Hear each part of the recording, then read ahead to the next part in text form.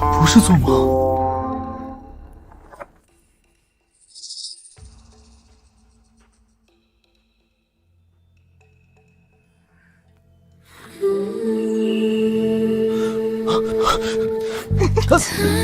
吵什么？朕又不吃人。不是，我就想上个厕。朕的寝宫有公统。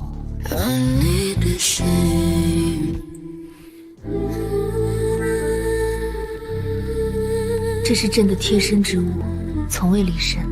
带着它，天下人都知道你是朕的人。等等，这是什么？朕的贴身衣物，穿上。我一个大男人穿肚兜？朕的东西弄丢一件，朕就亲自来找你。一个大唐女帝主动要包养我，客观来说，条件不差，管吃管住管上位。但问题是，她那边砍头跟切菜似的，我这小命扛得住几刀？把这些逆党的头砍了，挂在朱雀门上。樊郎，你终于醒了，琪儿等了你一早上。你脚底下那位还在冒血呢。碍事。昨晚樊郎走得太急，琪儿的话还没说完呢。不是我想走，是那破镜子把我弹回来的。术士说阵法不稳，撑不了太久。不过樊郎别急，只需1月，阵法便能彻底稳固。到时候，樊郎就能永远留在朕身边了。这一次，谁也带不走你。等等，什么叫永远？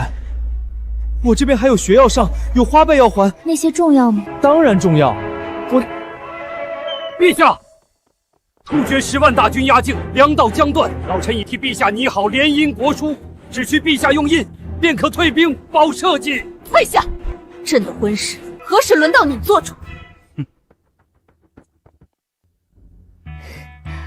樊郎，1个月后见，妻儿会来接你的。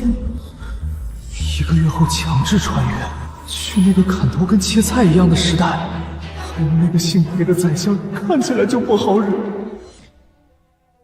不过说实话，这软饭的质量也是真的高，但万一他哪天不高兴了，我的脑袋也得挂朱雀门上，得想个办法，要么不去，要么去了得让他离不开我。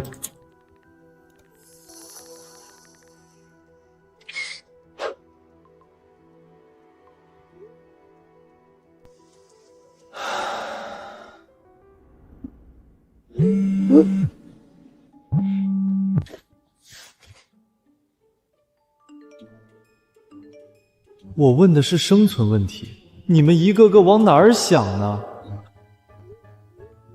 最重要的是学怎么哄女人，你那位可是女帝，哄不好是要杀头的。好像有道理。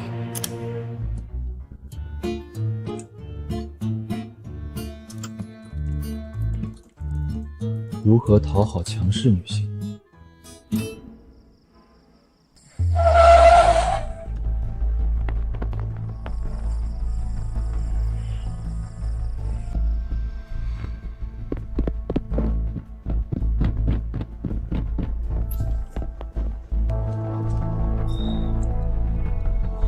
不许动，双手抱头。林凡，是。某乎帖子是你发的，1个月后穿越大唐，在线等级。是。研究火药配方，查阅军事资料 ，IP 定位直接定到你这间宿舍。炼钢火药武器，你小子你到底在策划什么？处长，我来翻译一下。这位大学生觉得自己要穿越大唐当驸马，正在做功课呢。穿越大唐，女帝包养。你小子是不是下文看多了，脑子烧了？我说的是真的。处长，这种精神病直接送鉴定中心得了，浪费咱们资源。带走。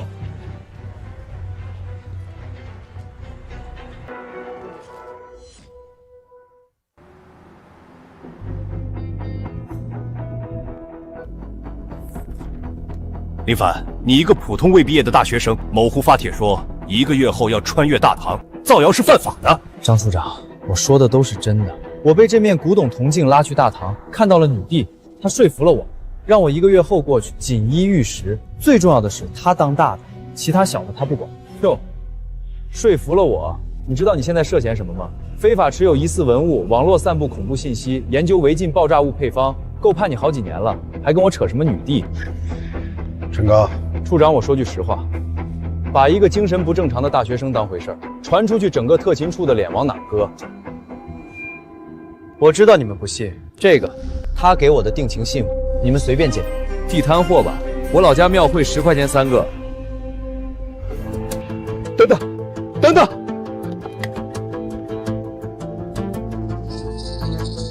钟教授，有丝毛雕，这是游丝毛雕！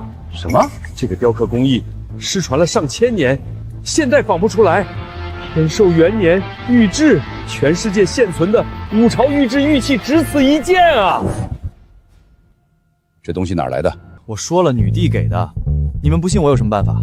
林凡同志，你老实交代，对方到底什么底细？睡之前以为是中二病少女，谁知道是真女帝呀！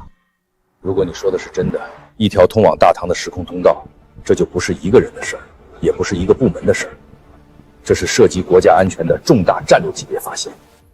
处长，就凭一块来路不明的玉和一个精神病的自涮，您就要往国家安全上靠，这也太儿戏了！谁能证明这块玉是真的？万一是高仿呢？我来证明。走，去科学中心检验，那里有最专业的仪器，可以检测碳14存在的年份。随便检测。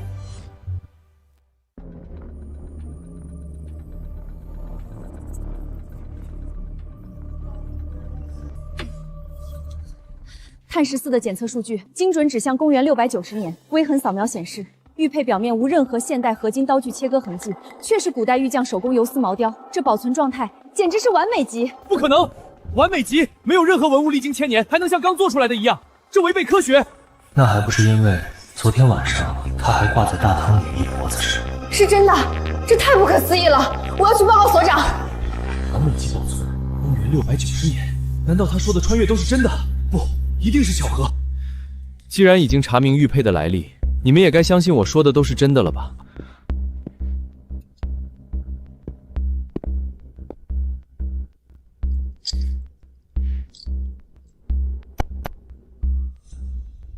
信你什么？他就算是真古董，也不能证明你说的什么铜镜、穿越、女帝包养这些鬼话。那你怎么解释这玉佩的完美保存度？或许是某个保存条件很好的古墓里流出的真品，被你从黑市上买到的。我一个穷大学生，去黑市买一块不当吃不当喝的玉佩，你怎么能？处长，鉴定文物真伪是一回事，相信一个人的穿越又是另一回事。玉佩的来源依然存疑，我建议对他进行正式调查，查清这块玉佩的真正来历，或许还能破获一起文物走私案。我不是针对你，如果你说的是真的，总会有比一块玉佩更有力的证据。但在那之前，樊郎，樊郎，你在吗？都安静，女帝大人找我了。樊郎，朕唤了你这么久。所有人回去。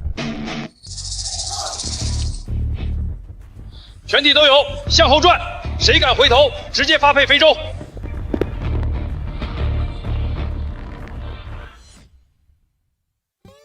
林凡上辈子是拯救了银河系吗？这就是他说的大唐女帝，那披风的身材。希儿，你先把衣服穿好。为何？大唐民风开放，这有何不同？这边不一样。樊郎，亏你还说是新世界，怎么比朕这个古人还封建？好了，樊郎松手吧，你刚在跟谁说话？同学，在我宿舍蹭饭的。男的女的？男的。叫他过来，让朕瞧瞧。张署长。中年壮硕，发量不多，表情严肃，还算周正。叫什么？张建国。张建国，朕封你做樊郎的贴身护卫，专职护他周全。若樊郎少了一根头发，朕拿你全族问罪。恭喜你，被大唐女帝纳入编制了。我是特勤处处长，现在也是大唐护卫统领了。樊郎，有事让他办。这些拿去给你打点，若不够，樊郎再问朕要。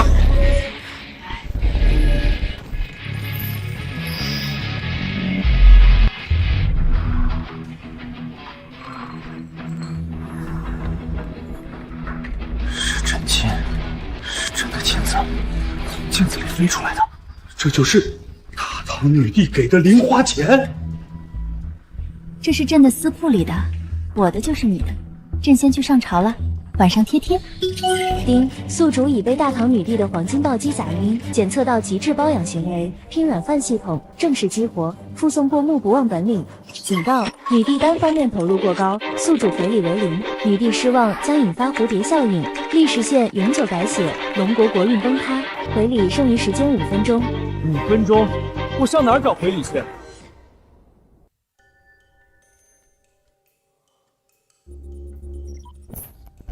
什么？只剩5分钟？送一套《资治通鉴》。《资治通鉴》里面写了他怎么死的，你让我送对象一本他的死亡说明书。AK47 设计图，有了这个，全部蛮族碾压。AK47，他那边连铁都练不利索，你给原始人送一台电脑让他上网冲浪啊？都别吵了，他是古代人，没见过现代的东西，给他整点科技与狠活。对，辣条、快乐水，再准备个平板，再下几百部偶像剧。这些太轻了，不够牌面。我不只是要讨女帝开心，还得让她的江山稳得住，否则覆巢之下岂有完卵？是不够大气。把那台天文望远镜拆下来，送过去。不，老张，那是国家天文台的镇馆之宝啊，造价8000万，能看到10万光年外的星云，全国就这一台，还没验收呢，怎么能送出去？国运都要崩了，还管什么验收？拆！我来。东西送过去以后，你小子就跟他说，为了他，你把满天星河都摘下来送到他眼前了，有没有牌面？这逼格够不够？我就问你够不够？有没有牌面？够。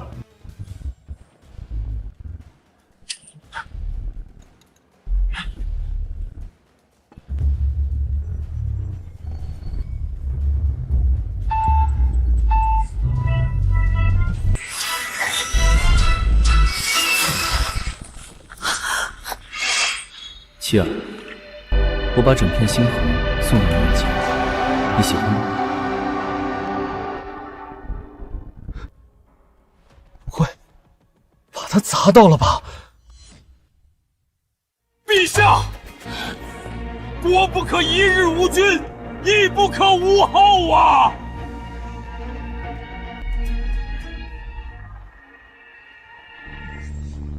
告诉你家可汗，我会再劝女帝接受礼物。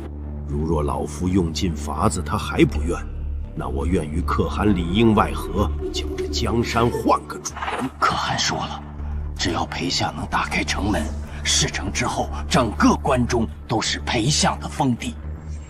如今突厥10万大军压境，国运垂危。陛下为了大唐社稷，即便不联姻，也请尽快招婿延续血脉。不可指望那来路不明的凡夫俗子啊！朕看上的男人，只有他能延续朕的血脉。你们这群蝼蚁也匹对他说3道四。陛下，突厥为雁门关戍狱，粮草告急，百姓流离，只有联姻可汗才能解围，请陛下三思。够了，真气人！先去看看樊郎又给我送了什么好东西。樊郎，你真是的，对我太好了。那个望远镜朕很喜欢。能看到城外50里的突厥营帐，配你送的兵法，简直如有神助。谢谢樊郎。对了，樊郎，这黑色的水是什么？竟如此好喝。还有这红色的长条，朕从未尝过如此滋味。那叫快乐水，管够，你要多少我有多少。樊郎对朕真好。这几卷是太宗皇帝手书的地范，朕看腻了，你拿去翻翻。这盒子里是西域进贡的天山雪莲，泡水喝，补身子。等你来了，咱们为大唐开枝散叶。对了，今日是我的生辰，樊郎，你不跟朕说点什么？生辰？今天是你生日？去，派直升机，5分钟时间，过去海底捞请个专业团队过来。跟所有的烦恼说拜拜，跟所有的快乐说嗨嗨，嗨哦，baby。这一调唱得真好听，朕很喜欢。陛下，宫内抓到了几个刺客，您要不要去？朕去砍人了，回聊。林凡同志，国家可以给你请声乐老师的，报销。这竟是太宗皇帝的亲笔手书，笔迹跟故宫藏品温泉铭完全一致。这可是龙国历史上最完整的帝王治国方略，史书上只记载了残篇，原本早就失传了。钟教授，现在还不是你不懂，光这几卷竹简就能改写整个唐史研究，全世界的汉学家都得跪着来求我们借阅，诺贝尔和平奖都不够，得单独给我们设一个诺贝尔历史奖。诺贝尔的事儿先放放，我们来捋一下林凡过去之后面临的局势。突厥10万大军压境，前锋2万驻扎在雁门关外，主力未动，说明他们在等信号，很可能是长安里有内应。所以林凡同志，你过去以后，不只是吃软饭，还要守护好大唐国土，国家会全力支持你。但到了那边，很多事情得靠你自己判断。张处，那我能带枪过去吗？事关国运之事，别说热武器，坦克我都可以给搞来。报大汗，唐军今日突然变阵，我军前锋3次试探全被提前预判，死伤惨重。什么？唐军可能提前知道我的调兵部署，大朝朝堂必有高人指点，传令金狼卫潜入长安，给我查清楚是谁在背后搞鬼。相爷，宫里传出消息，那个妖境里的人送了一件神器给陛下，能看到50里外的一草一木。禁军已经用它摸清了突厥前锋营的全部部署。什么？若突厥的一举一动都被他看透，那联姻之计就彻底成了废纸。更可怕的是，那个所谓的神使还能送出多少这种东西？哼，先下手为强了。从明日起，让内侍把这个掺进他每日的天山雪莲茶里。届时，即便那神使来了又如何？报大汗，唐军不知从何处得了一件神器，如同长了千里眼，能看清我方动静。我说怎么几天之内，唐军突然能看穿我的一切武士，造出这等神器之人，断不可留！是谁给那女帝送来的神器？把她揪出来！无论是谁，我要当着全军，让他万箭穿心，挫骨扬灰！是。无锡，不管你背后到底藏了什么人，藏在何处，都得死。陛下，为了一个虚无缥缈的神使，您罔顾江山社稷，拒绝联姻，老臣这才不得不在您的食物里下毒，联合突厥大军破城。您不死，大唐迟早完。黑老狗，你勾结突厥，引狼入室，樊郎乃是我天命中人，岂容你们说三道四？哼！钦天监说陛下被妖精摄了魂，看来所言不假。您那神使呢？都这般境地了，他在哪儿？老臣这就送陛下和这神使下地府相会。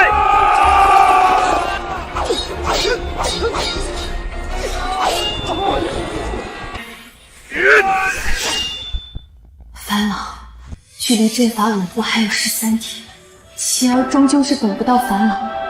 若有来世，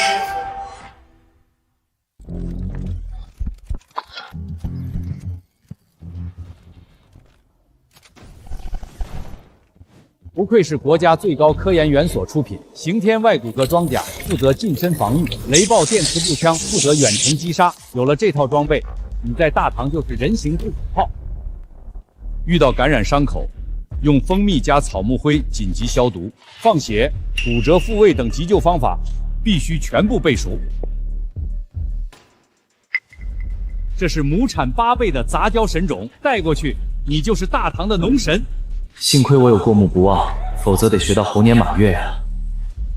还有13天，我得背完整个现代工业文明。林凡，这是我连夜整理的急救包、便携净水片、打火机等生活用品。陈处长，你之前不是觉得我是精神病？以前是以前，现在是现在。权力的游戏可以放未筛键版的吗？好好看，等下给你约了课。还有什么要学的？情感专家，有他的培养，相信我，你很快就会成为最强的把妹王。没有任何一个女人能够抵挡住你的语言魅力。太专业了，这都能想到。警报！警报！检测到女帝武器生命体征急速下降，空间法阵因女帝绝望情绪提前崩塌。张处长，女帝出事了！我要提前穿越了！什么？全员一级战斗戒备！陈刚，把给林凡同志准备的书和道种都装进武器装备补给包，扔过去。林凡同志，国家是你最坚强的后盾。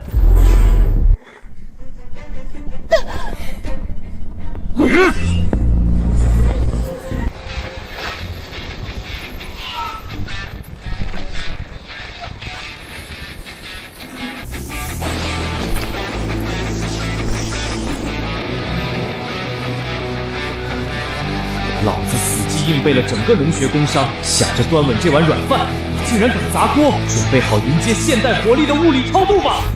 樊郎，樊郎，你真的来了！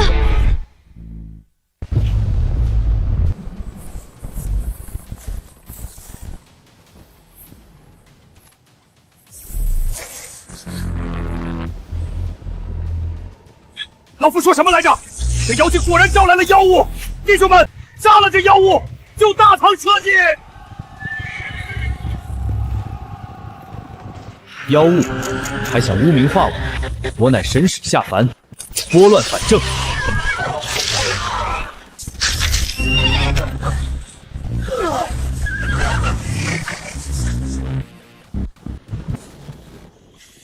你说女帝被妖精摄了魂，那你勾结突厥，又是被什么摄了心智？狗胆包天！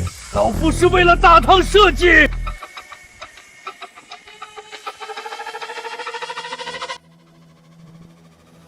这盒子里是西域进贡的天山雪莲，给樊郎泡水喝，补身子。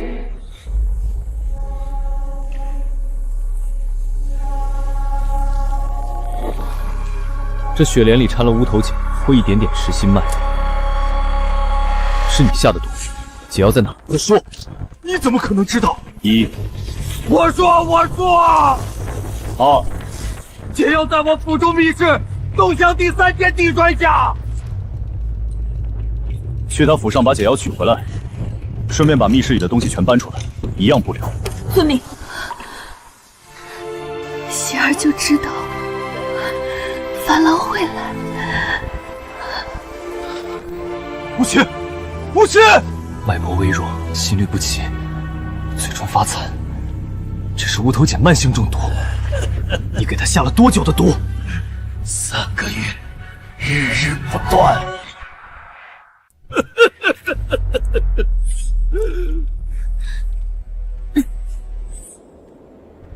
难怪毒入心脉，命悬一线。这老狗真是好狠的心。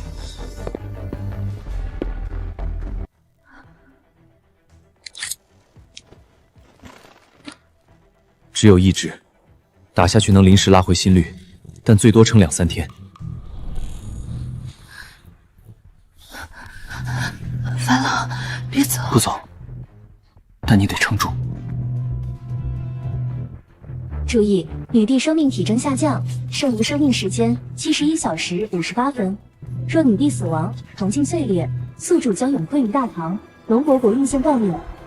我国运绝不能断。裴彦辰府中密室搜出来的，帛书上写了毒药配方，但没有解药。解这个毒需要蜂蝶花的提取物。长安城里有没有精通丹药的道士？有个叫气虚的老道士，住在永乐坊。朝中太医都治不好的怪病，他能治，但他脾气大得很。上去太医院的人去请他，被他放出3条大黄狗撵了2条街。不给看，那就让他见识点他拒不了的东西。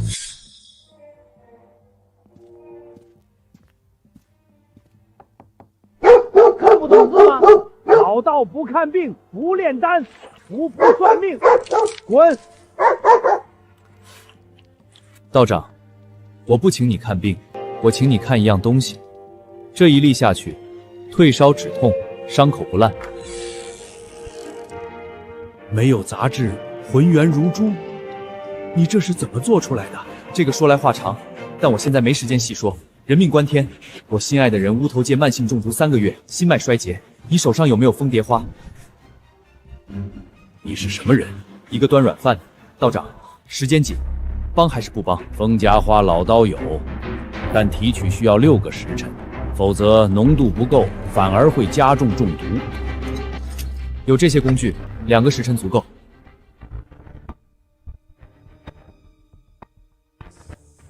这不是琉璃。老道，我活了70年，也没见过这么通透的东西。以后有机会再教你做，现在先救命。老道行医50年，什么怪病都见过，但用这透明器品蒸药，闻所未闻。你究竟从何而来？一个不用砍头的世界，大部分时候。那倒是不错。太庙出事了！刚刚继续在裴府搜查的禁军来报，搜出了突厥密信，上面列着宫中内应名单，可能有突厥金狼卫混进了禁军中。无锡身边现在谁在守？只有20个禁军和2个宫女，但一个金狼卫能杀10个禁军。道长，这个不能停，停了药也就废了。劳烦您帮我看着，2个时辰后我来取。若我没回来，还劳烦您送去太庙，救人急用。回头请你吃更多。什么东西？味道竟如此奇特3个突厥人穿的禁军衣服，用的还是草原弯刀。天这么黑，准头有限，得想办法让他们暴露位置。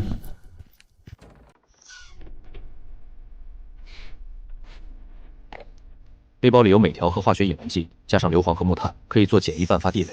踩上去炸不死，但能暴露位置。剩下的交给子弹。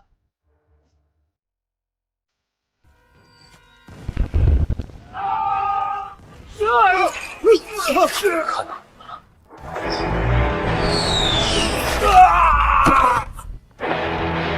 他往侧殿去了，陛下还在侧殿。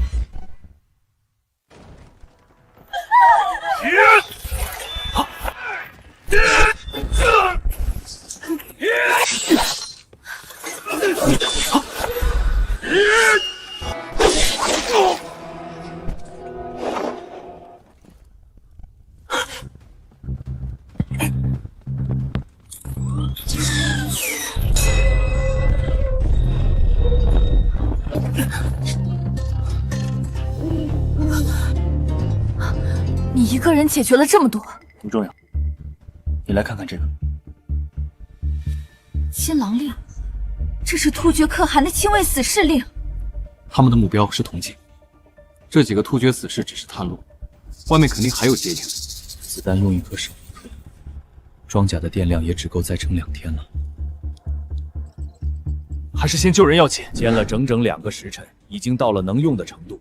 但老道丑话说前头，3个月的慢性中毒，心脉损伤太深，这药恐怕只能暂时解毒，稳住性命。心脉要养至少半年。先保命，养的事以后再说。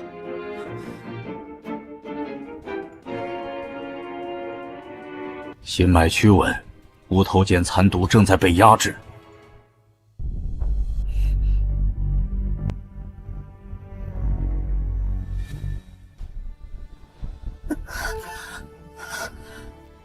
名单，你怎么起来了？快躺下！朕还没死，朕的江山等不了。裴彦辰余党的名单拿来。陛下，您怎么？名单：兵部主事张温，工部员外郎李冲，太常报事王恒。这3人证据确凿，即刻拿下。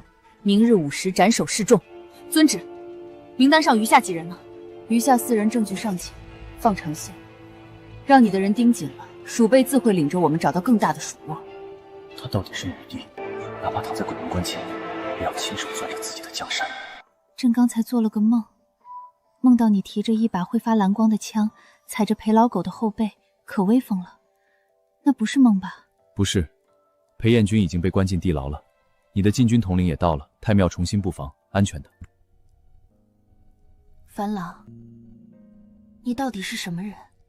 你身上的铠甲，那雷枪，绝非此间之物。你真想知道？朕这条命都是你救回来的，你说什么，朕都信。我来自1300年后，但现在没什么比你活着更重要。那1300年后，朕在你那边是什么名声？千古第一女帝，褒贬参半，但没人敢说你不厉害。那樊郎觉得？我觉得历史书都在骗人，他们明明没写这位女帝是这么粘人的小可爱。混账！樊郎，那你一定知道朕的一生。那历史上的朕最后是怎么死的？你刚写完毒，先养身体，这个以后再说。那你就留下，哪儿也不许去。救治女帝任务完成，女帝信任值加50，关系评级从白嫖升至知己，奖励铜镜单次传送体积上限提升3倍。这样就能从现代运更大的东西过来了。正好装甲快没电了，突厥可汗不会只派义务人，我得早做准备，不然下一次我拿什么保护他？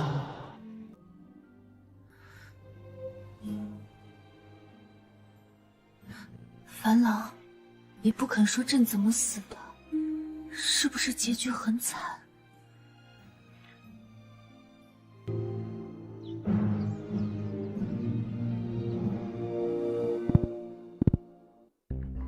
林凡同志，你那边情况怎么样？铜镜信号连不上，我差点以为你挂了。裴彦真谋反，对武器下毒，还勾结了突厥，放了刺客进宫。昨夜突厥人来抢铜镜，被我干掉了，但子弹打光了，装甲电量也只剩1成。补给，马上补给！铜镜传送开了吗？开了，而且传送体积上限提升了3倍。张处长，这次我需要更多东西，好应对突厥下一次刺杀。放心，早给你步枪到时10组，装甲备用电池蘑菇2套，军用平板电脑1台，可以同步你外骨架设备的记录仪，回放作战状况。还有作物种子1箱方便面2箱辣条，在大唐也不能亏了嘴。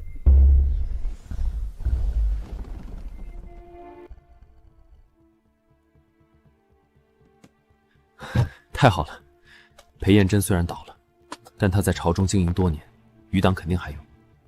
武袭中毒3个月，朝局人心浮动，我得让满朝文武亲眼看看，谁才是叛国的人。你小子想在大周桃上放 PPT？ 差不多。古人没见过投影，效果比 PPT 炸裂1万倍。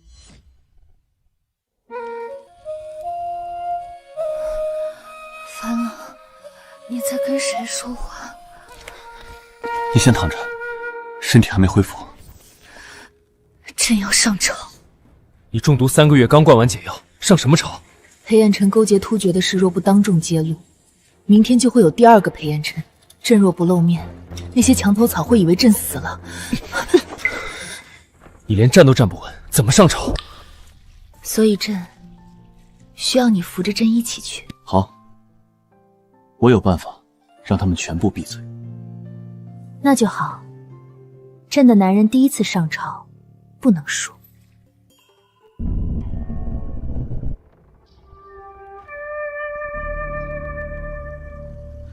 陛下，您下令拿了张温、李冲、王恒3人，已于武师伏法。余下4人中，崔正和韩昭最为活跃，近日频繁团联朝臣。臣恐今日上朝，这2人会跳出来闹事。乱不了，我来替陛下收拾干净。婉儿，今日朝堂上若有人说樊郎是妖，记下他名字。是。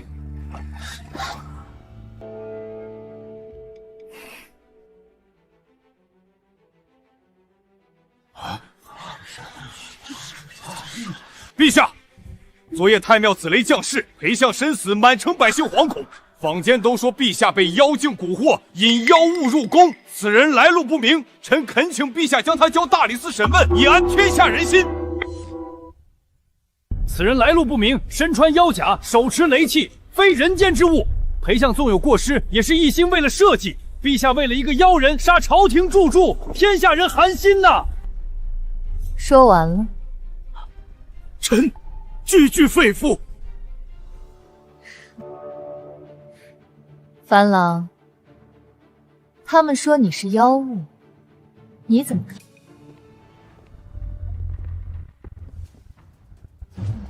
妖物？那我再使个妖术让你们瞧瞧。这是雁门关外50里处的突厥大营，帐篷4700座，兵力2万。陛下用我送来的千里神镜看到的。各位大人，要不要数一数？这是裴彦真府中密室搜出来的，突厥可汗亲笔信，约定里应外合，破城之后裴彦真封王，条件是交出陛下。崔大人，你说裴相一心为社稷，敢问他忠心的是谁家的社稷？裴彦秦密室帛书所载，与突厥通敌者名录，礼部侍郎崔正，御史中丞韩昭均在列。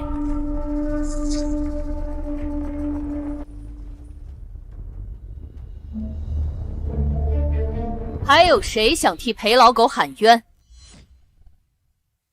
昨夜裴彦辰叛乱，勾结突厥，对阵下毒3月，引突厥刺客入宫，若称樊郎千里赴难，朕以身死，大唐已亡。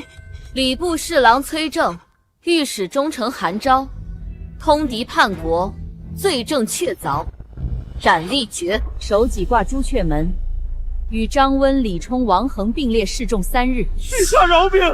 臣是被裴彦琛胁迫的，臣拖下去。其余附逆者，削官籍，全族流放岭南。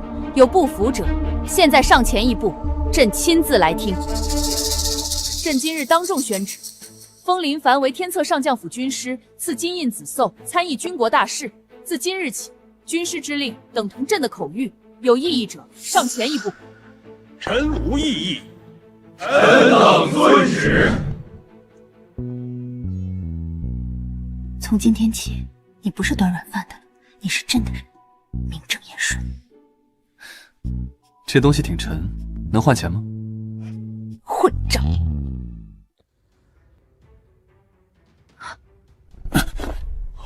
陛下龙体偶感不适，退朝。崔正、韩昭立刻押往大理寺，散朝。樊郎，真威风吗？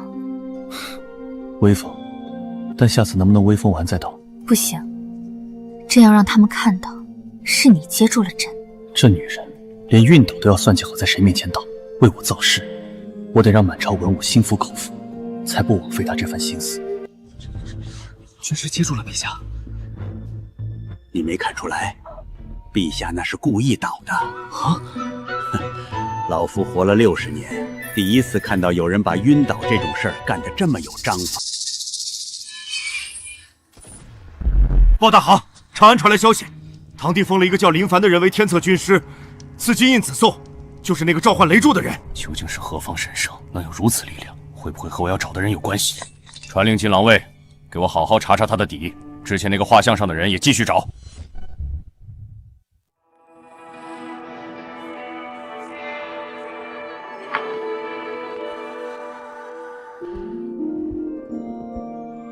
你身体不好，不要如此操劳。情况紧急，陛下也是没有办法。突厥起兵焚烧了北方3批运粮车队，粮道彻底断绝，3日之内斗米涨至300文。京城已有百姓在朱雀门外聚集。突厥这是要逼死长安。不止如此，臣让人核查了官仓账册，上面存粮有4万石，但实际开仓清点只有2万石不到，整整少了一半，不知去向。少了一半，竟如此大胆！哼，大唐的柱子，你会一个一个揪出来。臣怀疑是兵部左侍郎刘渊经手的军粮调拨出了问题，但暂时没有直接证据。他还提议弃守长安，南迁洛阳。外有突厥烧粮，内有蛀虫偷粮，百姓饿着肚子就会怨朕。户部尚书请开官仓放粮，但官仓存粮只够撑7日。3面刀子一起割，他们是想逼朕要么南迁，要么垮台。还有一件事，朱雀门外有百姓在墙上写了“妖精祸国”4个字，坊间有人在传说铜镜招来了灾祸，突厥围城是因为陛下留了妖物在宫中。他们骂朕，朕忍；说铜镜是祸根，朕也忍。但樊郎是朕的，谁都不准碰。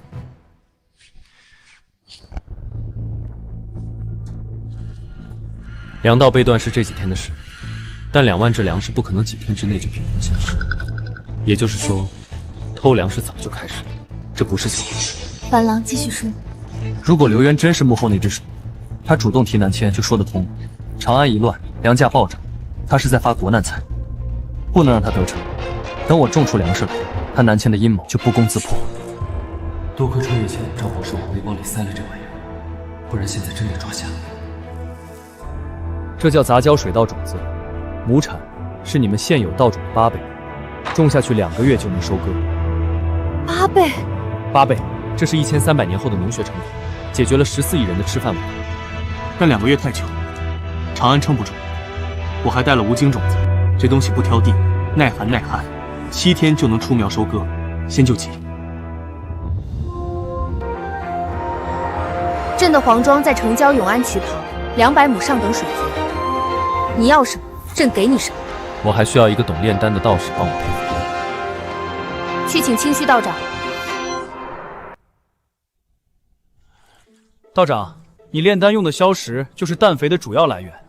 草木灰里有钾，骨粉里有磷，按这个比例混合，就是最有效的复合肥料。硝石、草木灰、骨粉这3样老道炼丹确实常用，可这玩意儿混在一起往地里撒，不会把苗给烧死？比例对了就不会。你炼丹不也讲究火候配比吗？一个道理。不要在意那么多细节，学会了没？有理，老道明白了。去把各家的草木灰全收来，骨头渣子也要，越多越好。军师大人，不是小老儿不听话，小老儿种了40年地，从没听说往地里撒硝石骨粉还能长庄稼。这要是把苗给烧死了，全家老小跟着饿死，谁担这个责？城里来的官老爷懂什么种地，人菜化海。这像是无精种子，但这籽粒比我们寻常种的更饱满。对，各位都种过无精，知道这东西皮实，不挑地，耐寒、旱涝都能活。只不过你们以前种出来个头小，产量低，当不了主粮。问题不在种子，在土。你们想想，最肥的庄稼是不是都长在沤过粪的地里？我这肥料就是把沤肥的道理用到了极致，让这无精7天就能长到寻常2月大小。7天？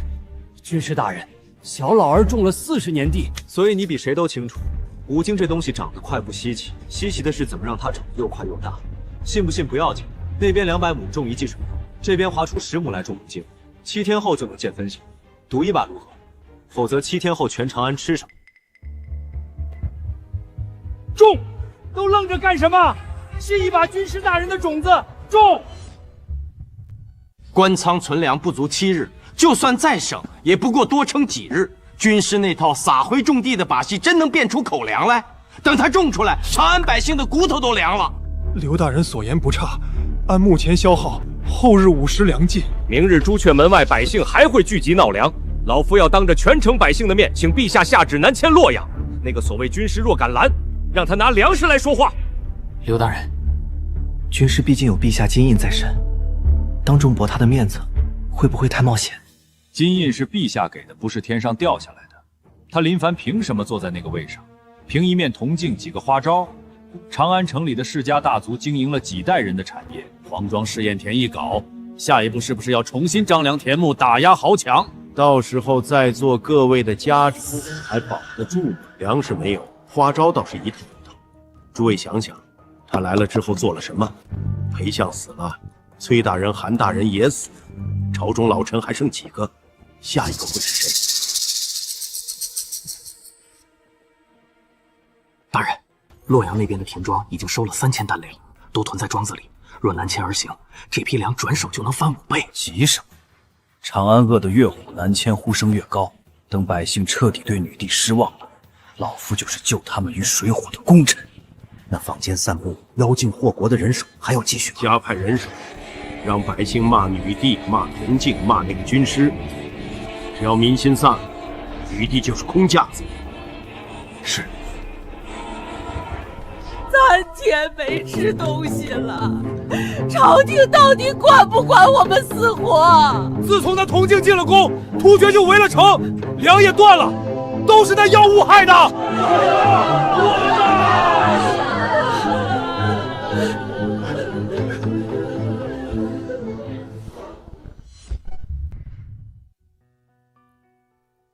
樊老，兵部左侍郎刘渊串通了20多名官员，要在朱雀门逼朕南迁。婉儿说，百姓在城墙上写了妖精祸国。你在意？朕这辈子被骂惯了，否极司臣、妖后乱政，什么难听的话都听过。可百姓骂朕，是因为他们饿。朕若连百姓的肚子都填不饱，这天下朕不配做。放心吧，6天前种的速生无精，明早就能生。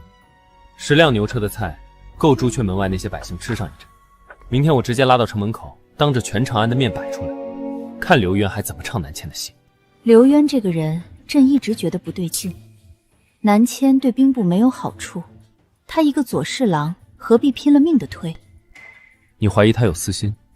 官仓莫名少了2万支粮，婉儿查了半个月都没找到去向。朕总觉得这跟刘渊脱不了干系。明天我先解决粮食问题，堵住他的嘴，等他自己跳出来，证据自然就来了。好，明日朱雀门，朕也要去。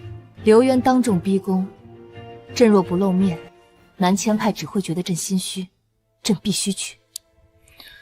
行，但你必须坐轿子去，不许走路。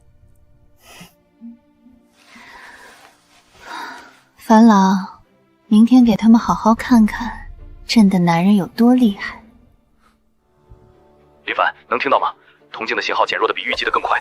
技术组测算了一下，上次传送弹药和电池之后，通道的承载力又降了回去。那还能传东西吗？小件还行，大件越来越难。你那边要开始考虑就地取材了。铜镜撑不了太久，粮食问题必须靠大唐自己解决，不能指望从这边传送。诸位父老，官仓存粮不足2日，突厥围城已断粮道，若再不南迁洛阳，全城百姓都要饿死在长安城里。朝廷到底管不管我们死活？都是那妖精招来的祸，把那东西砸了，突厥就不围城了。那位天策军师何在？他不是说能种出8倍粮食吗？7天已到，粮食呢？在哪儿？百姓要饿死了，军师还在黄庄里玩泥巴，只会弄些奇技瑶妙，能变出粮食吗？陛下信错了人，社稷危矣。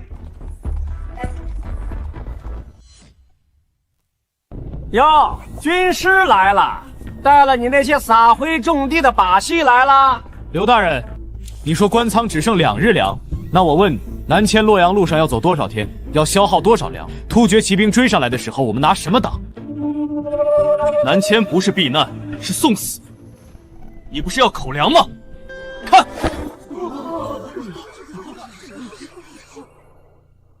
各位父老，这是黄庄7天前种下的无精，你们都种过无精，知道这东西皮实耐寒不挑地，用了我的肥料配方，让土壤肥力翻倍，7天长到了这么大。我信，种地的老人家就在这里，当面问。小老儿对天发誓，这菜是小老儿亲手种的，亲眼看着长的。军师大人的法子确实好呀，那肥料下去，苗就跟喝了水似的往上窜，咱们不用愁饿肚子了。不可能，7天怎么可能长出这么大的无精？把无精切了分食，让百姓们先尝尝。娘，甜的，你也尝尝。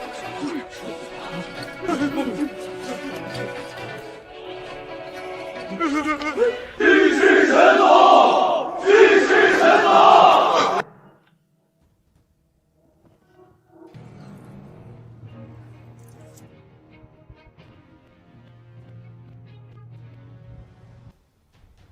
朕的军师就是朕的底气，大唐不南迁，长安绝不可失。黄庄200亩水田已种下2种，2个月后粮仓装不下，无精分批轮种，足以撑过这段日子。谁再妄言南迁，便是替突厥口环赶我们出自己的家门。手怎么这么凉？你又不听话跑出来。朕的男人在外面给朕长脸，朕怎么能躺着？香啊，真香！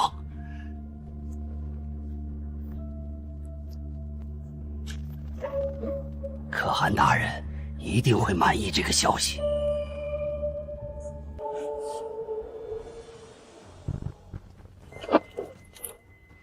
突厥走狗，竟敢潜入中原，给我拿下！什么？螺旋纹黑玉坠，突厥皇室暗镜。你不是普通探子，说说吧，你来做什么的？军师好眼力，那你可知道你的枕边人爱的是你，还是你这张脸？可汗手中有一面残镜，跟你那面铜镜原本是一对，残镜里存着一个人的影像，跟你长得一模一样。哦，他是什么人？戊戌还没登基的时候，这个男人凭空出现在长安，帮他扫清政敌，杀了30多个朝中重臣，一手把他推上皇位。你可知道，你这张脸可是女帝心中永远的执念，杀了你，她就会崩溃。虽然我现在杀不了你，可我已经把确认你的脸和铜镜一样的信息传回突厥了。哈哈哈哈哈！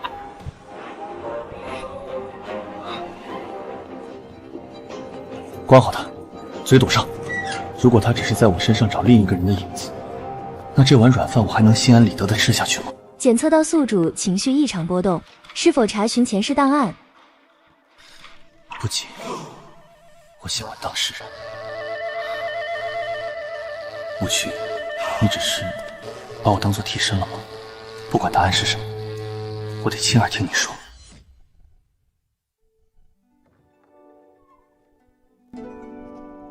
樊郎回来了，大理寺那边审出什么了？审出一件有意思的事，吃瓜吃到自己头上了。过去是不是曾有个跟我长得一模一样的人？谁告诉你的？那个突厥的密探，他说可汗手里有一面残镜，存着那个人的影像。20年前，朕还没称帝，甚至还没入宫。那年朕14岁，被从感业寺接回长安的路上遇到了一个人，他也说他来自千年之后。他帮朕扫清了所有拦路之人，一个不留。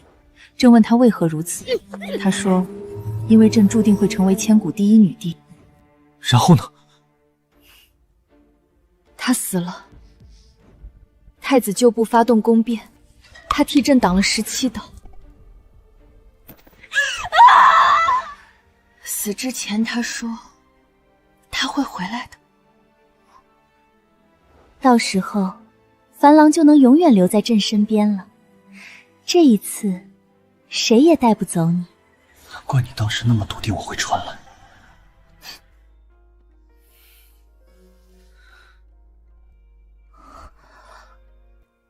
他叫什么名字？林凡。系统所有者信息解锁，宿主前世：天寿元年，术士林凡。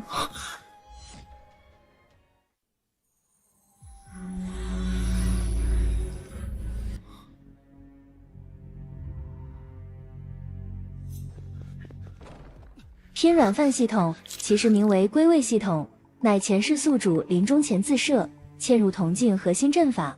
等等，所以上辈子的我临死前最后的遗愿不是报仇，不是留遗言，而是给下辈子的自己设计了一套拼软饭系统。对啊，他对转世的自己，也就是你的定位是软饭硬吃，保命优先。下辈子替我好好照顾你。原来上辈子的我拼了命保护他，又设计了系统让我回来继续守护他。前世今生2辈子的软饭，不吃也得吃。朕等镜发光等了1辈子，所有人都说朕疯了，说那个男人是妖，铜镜是邪物。朕把说这话的人全杀了，直到铜镜终于亮了，朕透过镜面看到的是你的脸，跟他一模一样，朕就知道是你回来了。希儿，前世救你的是林凡，这一世留下的是我林凡，我不是他的影子，也不是谁的替身。混账！你以为朕分不清吗？这2个月，朕靠着朕信的，朕离不开的，从来都是你。林凡同志，你说什么？你前世是大唐术士，是你造了这面铜镜？系统说上辈子的我死在宫变里，突厥的探子说他们可汗手里还有一面残镜，如果跟我这面铜镜原本是一对，那他能做什么？那会不会铜镜衰减越来越严重？正是因为突厥可汗可能在尝试激活残镜，两边此消彼长。林凡同志，你必须做好一个准备，出于安全考虑，铜镜可能在某一天彻底断掉。在那之前，你要在大唐那边建立起自己的根基，不能什么都依赖这条线。明白。大汗，长安密探确认，那个叫林凡的人跟您之前要找的人的画像完全吻合，他也有一面铜镜。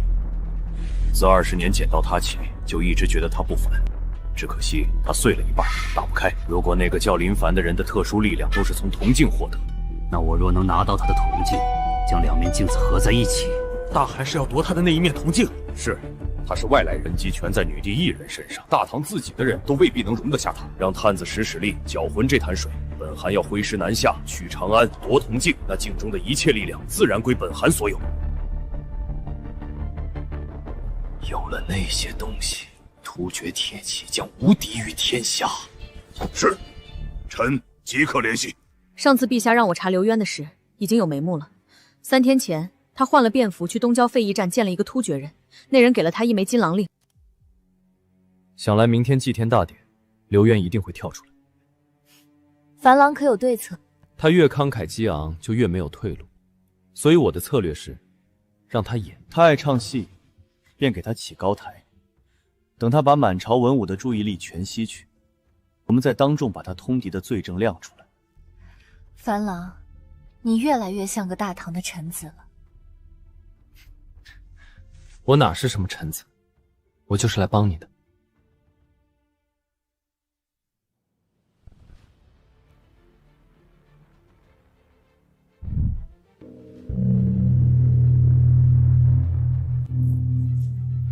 臣兵部左侍郎刘渊有本启奏：陛下自军师掌权以来，陪相身死，崔正、韩昭伏法，朝中肃老失去其期，老臣们为大唐效力半生，如今人人自危。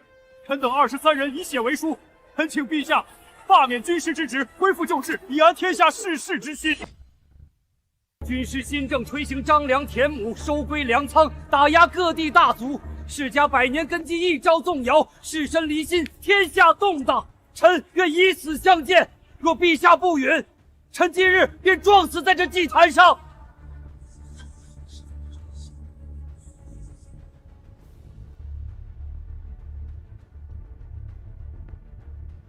陛下，臣并非要与军师为敌，只是军师以外来之身，掌一国经政大权，推翻百年祖制，动摇世家根基。长此以往，纵无外敌，大唐也将从内部崩塌。今日当着天地宗庙，满朝文武，长安万人，请陛下将此人交付大理寺审问，以正国法，以安史心。说得好，说的比裴彦辰还好。裴彦辰只会喊妖物，你比他高明多了。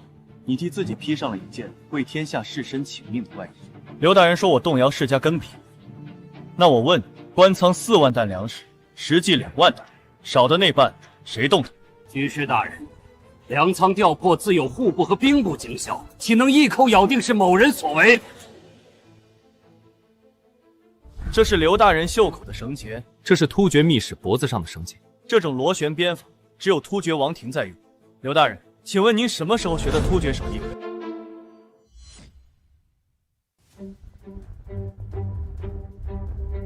血口喷人，一条绳子能说明什么？陛下，既然刘大人不见棺材不掉泪，臣请旨搜身。你们不能碰我，我是朝廷命官。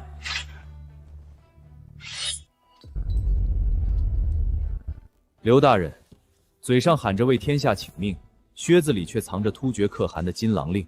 官仓少了2万担粮，也是你偷着转运到洛阳的吧？你说我动摇世家根基，可你动摇的却是大唐的国本。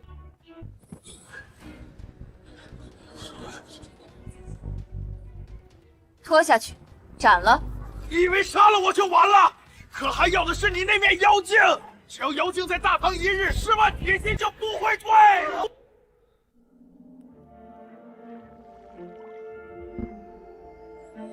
林凡同志，坏消息！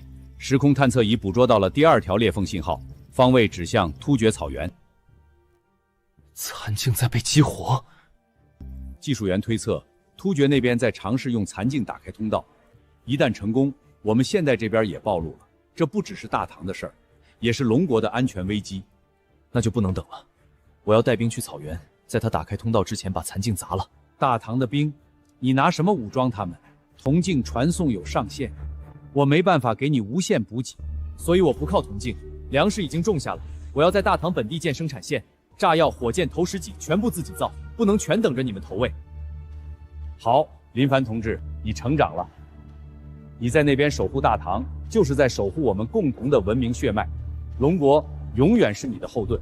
我们这边继续想办法稳住通道，给你搞一份完整的军事工业手册传过去。3个月，我要解决军需，武装出一支军队，穿越千里草原，摧毁残镜。这大唐的天下，我林凡扛了。陛下，军师要在黄庄建新铁坊，还要从官营铁力中分走3成。臣身为工部尚书，岂容一个未曾摸过铁锤的黄口小二染指铁力？军师种粮确是一把好手，但军备可马虎不得。若延误了兵器供给，叫边关将士拿什么抵御突厥铁骑？段大人，我且问你，您掌管工部多少年了？整整11年。大唐铁坊的每一块砖都有臣的心血。是吗？那您真该好好想想自己到底有没有努力。这11年，大唐官营铁坊又增产了多少？我来替你答。产量不仅没变，质量还越来越差。边关将士用的横刀，砍3个突厥兵便卷刃断裂。一派胡言！金刚难得，10练100练方出一把好刀。岂是一朝一夕能改进的？所以我跟陛下打了个赌，用我的炒钢法，若能让钢铁产量提升10倍，刀剑坚韧度翻倍，工部才分我3成利。怎么嫌少？格局打开，50倍分4成，100倍分5成。军师好大的口气，陛下，若他真能做到，臣甘愿让出铁坊大权；若做不到，臣请治他欺君误国之罪。若做不到，我项上人头，任你处置。点火！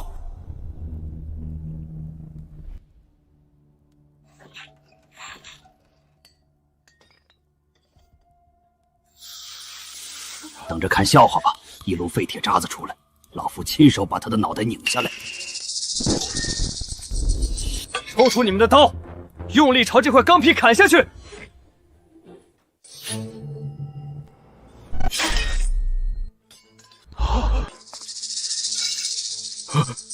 这就是你们工部造了11年的刀，边关将士拿着这样的刀上阵杀敌，是要将士们拿命去填吗？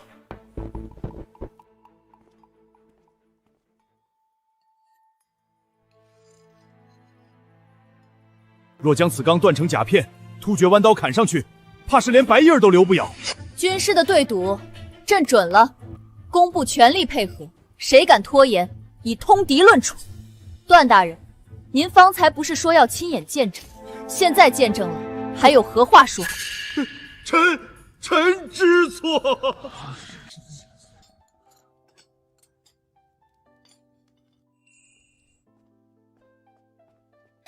樊郎，你方才真威风，以后朝堂上你尽管放手去做，朕给你撑腰。你就不怕我把朝廷的钱都分走？朕的就是你的，分什么分？这只是第一步。钢铁解决了刀甲，但要打突厥骑兵，还需要炸药和投石机。炸药比道士炼丹炸炉猛100倍的东西。我需要把长安城里所有会炼丹的道士招来，组建一个工坊。朕下旨让清虚道长去找人，但段伦今日丢了颜面，定不会善罢甘休。他背后是齐州段氏。工坊的位置和配方只有我和清虚知道，我会防着他。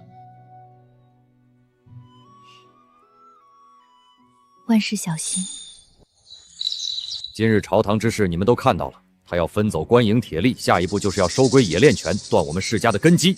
崔正、刘渊都死了，下一个轮到谁？段大人，他有陛下撑腰，明面上咱们动不了他呀。明面上不行，那便来暗的。那些炼钢炉、火药作坊，一把火就能烧个干净。没了工坊，我看他拿什么兑现对赌？去联系东城的人，手脚干净点。大人放心。一个外来人想动世家100年的饭碗，也得看自己有没有这个命。都听好了，军师大人的秘方，出了这道门就烂在肚子里。谁敢外传，贫道亲手把他扔进八卦炉里祭火。师叔，咱们不是来练长生丹的吗？怎么弄得这架势要上阵杀敌呀？这就是上阵杀敌。各位道长，你们平时炼丹用的硝石硫磺木炭，按照我这图上的比例混合研磨，就是火药。但我需要颗粒化的火药，装进特制的铁壳里，做成炸药包。这东西塞满火药，插上引芯，点燃扔出去，一颗就能把一辆马车炸上天。别乱摸，等把配方备熟了再碰。道长，这批火药3天内必须出长品，突厥的弯刀可不会等我们。军师放心交给贫道，这配方我炼丹时早有雏形，只是从未想到如此配比。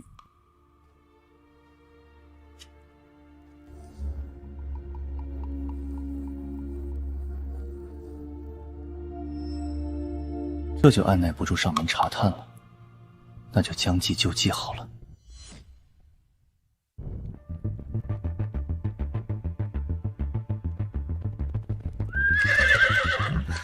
军师，安探传回消息，段陵昨天散朝后见3名世家官员秘密见面，他的亲信傍晚出城，偷偷进了东郊费夷站。费夷站那里常有胡商把赶来出售的马儿寄灌在那个地方，渐渐成了个小集市，鱼龙混杂，咱们的人跟丢了。这是我刚才在北墙外印下来的。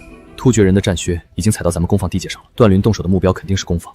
如果库房里那几百斤硝无硫磺被点化的话，半个黄庄都得化为焦土。属下立刻加派禁军。不，人多反而会打草惊蛇。叫人把火药原料悄悄搬进地窖，库房里换成沙土，盖上麻布，巡逻照旧，在暗中调2队禁军埋伏在工坊周围。又是您那半发地雷？对，送给突厥朋友的见面礼。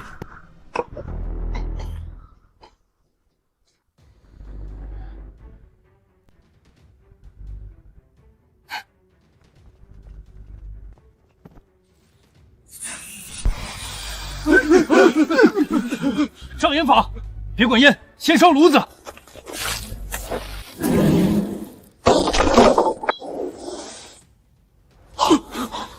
是沙子，中计了！找火药，早给你们腾地方。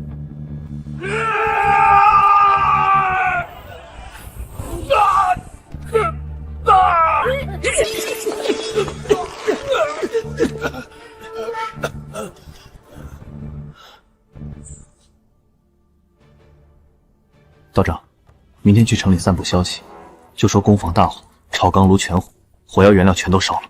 军师这是要将计就计？对，先让段灵高兴2天，爬得越高，摔得越惨。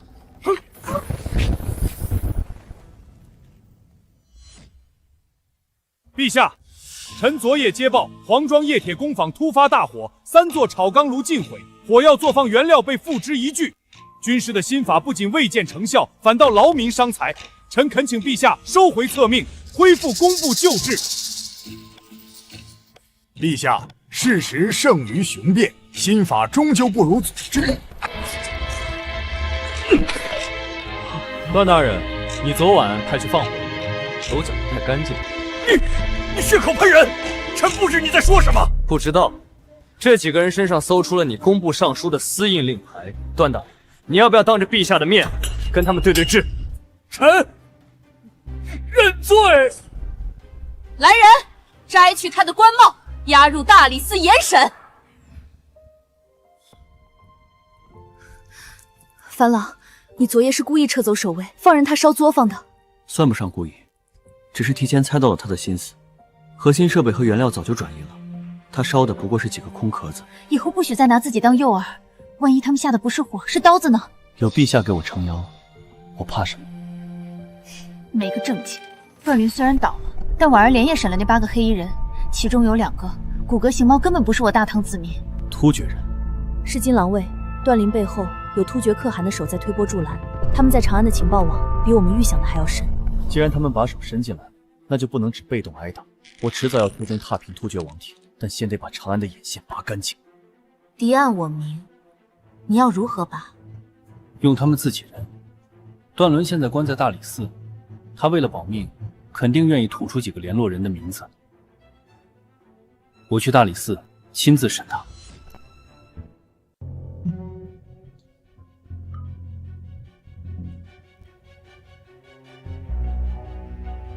段大人，恶不恶？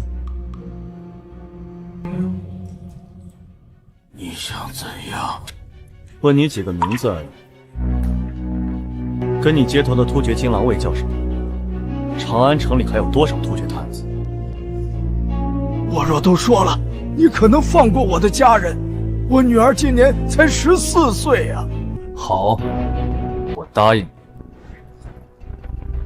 好，我说。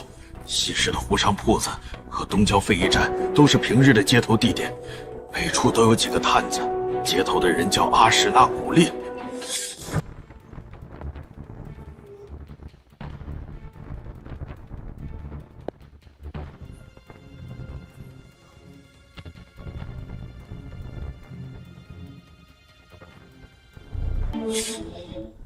昨夜臣奉命清剿金狼卫暗桩，于西市查获密信。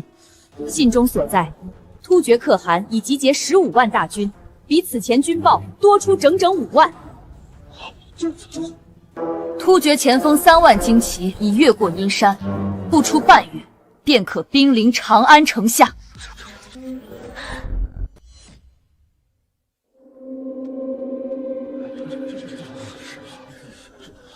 陛下，15万剑骑啊！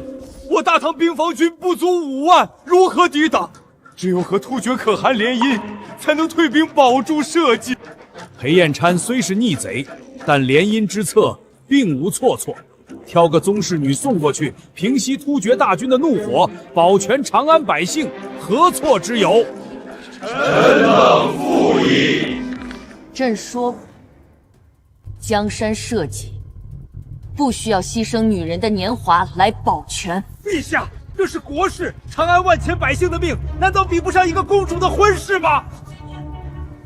突厥可汗是铁了心要打，这帮老臣被吓破了胆，只想着割肉喂狼。臣不同意，臣愿请战，亲自带兵抵挡突厥大军。军师未免太儿戏了，连一场正面战役都没打过，凭什么断言能挡住15万铁骑？军师的炒钢炉和火器，对付几个小毛贼或许够用，可15万骑兵杀过来的时候，你那些铁疙瘩能挡住吗？卢大人，那我问一句，送了公主去和亲，突厥就不打了？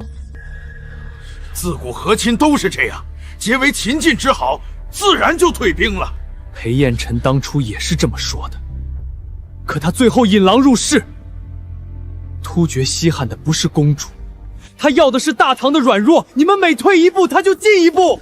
今日送公主，明日割城池，后日纳岁贡，那大后日呢？让大唐百姓世世代代向突厥人摇尾乞怜吗？你站着说话不腰疼？那你说我们该怎么办？拿什么挡？不和亲，不割地，不赔款，天子手敲门，君王死社稷。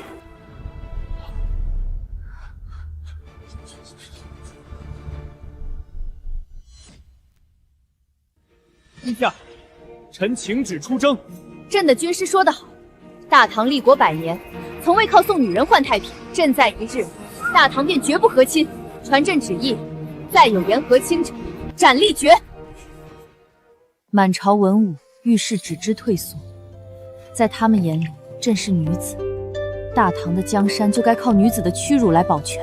他们跪久了，骨头早软了。我会用我的方式告诉他们，大唐的脊梁该怎么挺。你若出征，必须全虚全伪的回来。你敢少一根头发，朕要突厥15万人陪葬。遵旨，臣这就去给那帮老骨头开开眼。樊郎，这千斤重担，终究是你替朕扛了。突厥铁骑为何年年秋冬南下？因为草原滴水成冰，他们抢粮抢女人，归根结底是怕冻死。把那身透风的铁甲脱了，穿上这个。神了，军师，这衣服里像穿了火炉，不仅轻巧，还直冒汗。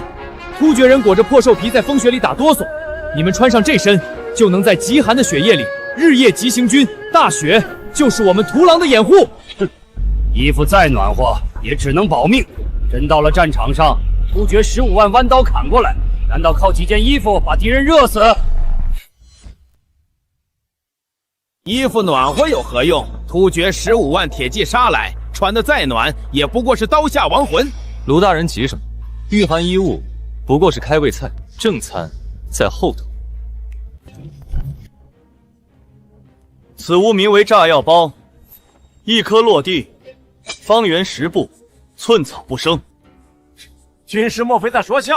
这黑铁工头，老臣看街头道士炼丹也见过，就凭这玩意儿能挡突厥弯刀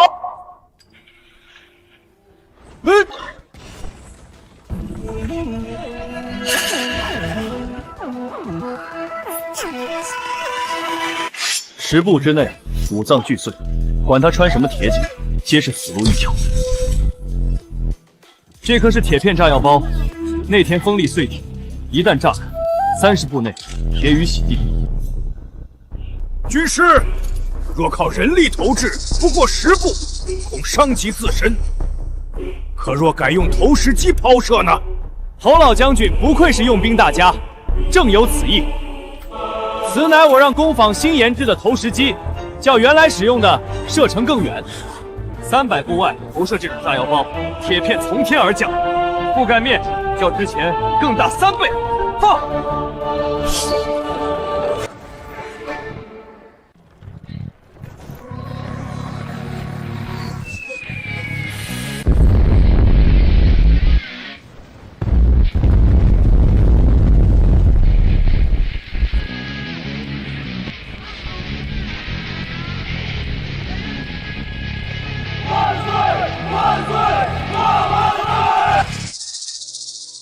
老夫打了40年的仗，今天才知道什么才是真正的神兵。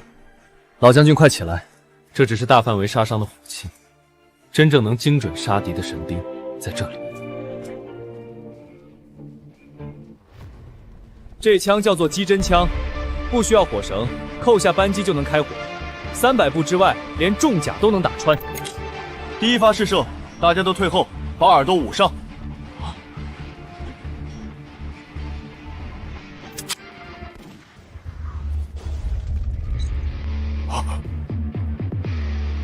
300步就能打穿重甲，有了这样的利器，我们还怕灭不掉突厥吗？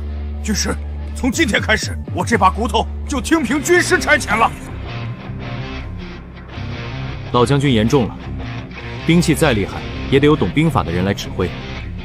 怎么用这些火器在草原上消灭15万突厥结兵，我还得指望您来排兵布阵。传朕的旨意，封林凡为神机营统领。臣领旨。警告检测到残境能量剧烈波动，突厥可汗正在强行激活残境，预计15天内时空通道就会彻底开启。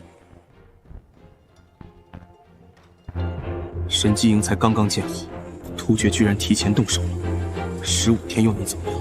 我答应过妻儿，大唐绝对出不了事。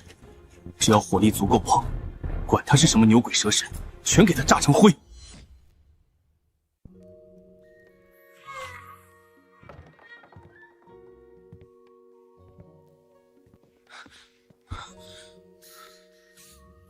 神经营的动静，半个长安城都听见了。你还有多少惊雷是朕不知道的？只要能守住你的大唐，我能把整座军工厂搬过来。油嘴滑舌。林凡，突厥的残境在强行抽调能量，重播通道只能支撑最后一次单向传送。快说要什么武器？不要武器，给我全套军工图纸、装甲微型反应堆，还有大量抗生素和手术器械。大战在即，你不要枪炮！枪炮我自己造，大唐将士的命我必须保。快！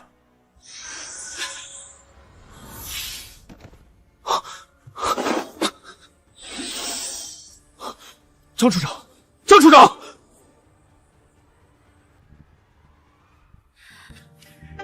回不去了，是吗？退路彻底没了。那从今往后，大唐就是你的家。突厥若敢犯，朕便与你并肩杀敌，死战到底。大唐的天塌不下来。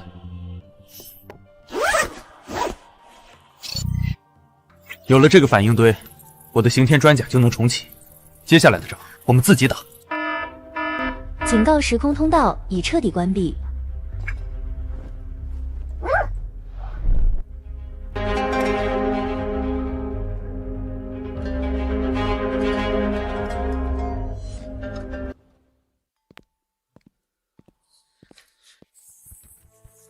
女帝诏曰：天策军师林凡现神器有功，特封征北左路军师，秦九为副将。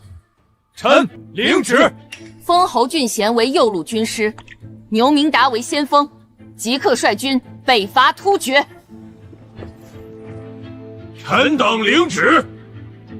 此乃太宗亲佩程颖剑，持此剑如朕亲临。军中违令不从者，先斩后奏。吾皇万岁！大唐万圣！铜镜断了，你已没有退路。这大唐，朕替你守着，但你必须给朕活着回来。等我踏平突厥，回来陪你看这盛世长安。警告：距离突厥大军协议界能量降临还剩13天23小时。神机营，出发！出发！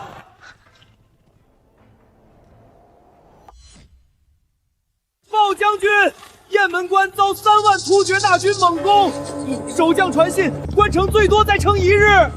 3万？军报上明明说只有1万有起。突厥提前发难，看来是可汗急着激活那半面残境。军师，此地距雁门关尚有200里，投石机深陷泥泞，咱们3日内绝难赶到。辎重交给你，走大路慢慢跟。秦九，在。在，神机营带足机针枪和炸药包，随我抄近路。12个时辰内，必须兵临雁门关。得令。军师，您终于来了！滚木劣势全空了，弟兄们准备拿命填城门了。有我在，天塌下来也轮不到你们填命。3万人，关外连5000都不到。不能啊！前2日漫山遍野都是突厥狼骑，攻势极猛，昨夜才突然安静下来。那不过是障眼法。好一招声东击西！关外这5000残兵只是用来妥住你们的诱饵，真正的主力已经绕行阴山小道了。燕山小道，那是直通荆州隘口的死路。荆州守军不足300老弱，荆州一破，突厥铁骑3日内便可直捣长安。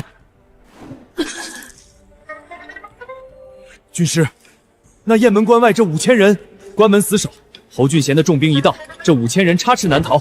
秦九，在神机营掉头，随我追击突厥主力，敢踏入荆州半步者，杀无赦！警告：异界能量波动剧烈。左贤王绕道阴山，我们走直道，再快点，能抢先4个时辰不妨。军师，弟兄们1天1夜没合眼，马也快扛不住了。扛不住也得死扛！荆州隘口一破，突厥铁骑就会长驱直入关中平原。刘明达在，带2000人进西侧山林，听到主战场枪响，立刻包抄突厥侧翼。得令。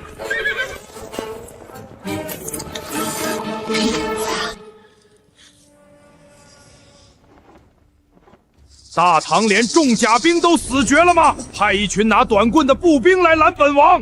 勇士们，给我踏平他们！全体上膛！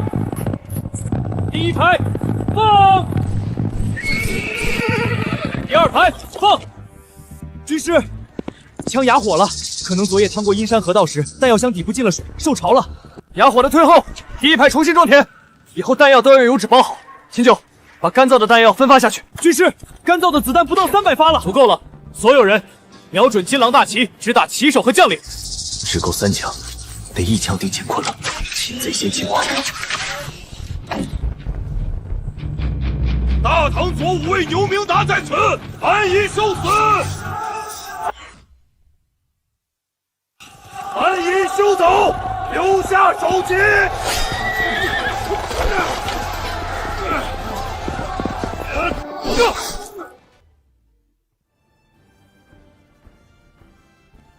荆州大捷，全歼突厥左翼，生擒左贤王。反狼果然没让朕失望，恭喜陛下！军师此战定能震慑草原诸部。荆州距云州800里，沿途全是荒漠，神机营带的辎重怕是撑不到云州。兵部昨日上奏说前线运粮耗费巨大，国库空虚，请旨暂缓补歼。暂缓？军师在前线拿命给大唐拼疆土，他们在后方跟朕哭穷。传朕旨意，开太原府长平仓，征调800里加急一马，把补给送到军师手里。谁敢阻拦，力斩不饶。遵旨。军师，风沙太大了，弟兄们水壶都空了，歇半个时辰吧。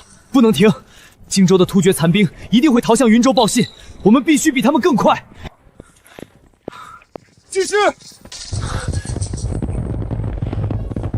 警告：未知能量正在强行突破通道，宿主肉身正在受到反噬，时空稳定系数下降至37%，通道预计8天后全面崩溃。给我打一针强心剂。军师，您说什么？没事，人哪有不疯的，硬撑罢了。驾！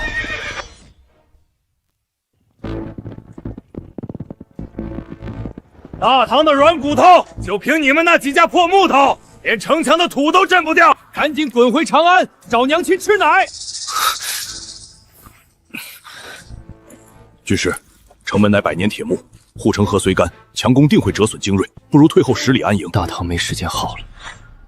神机营，换破甲雷，放！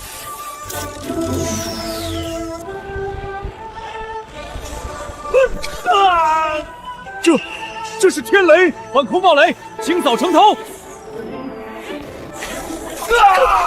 侯将军，城门已开，大唐铁骑，随我杀！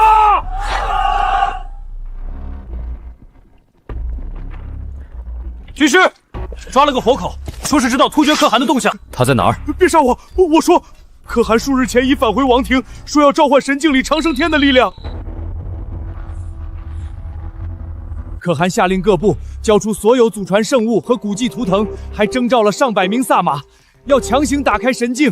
警告：检测到高浓度时空异常能量波动，坐标突厥王庭。强行打开，他拿什么当能量源？撒满的精魂，各部的奴隶，加上云州掳走的唐人，足有9000人。秦九，末将在，留500人接管云州，其余兵马不卸甲，不扎营，即刻全速北上。4天内，我要踏平突厥王庭。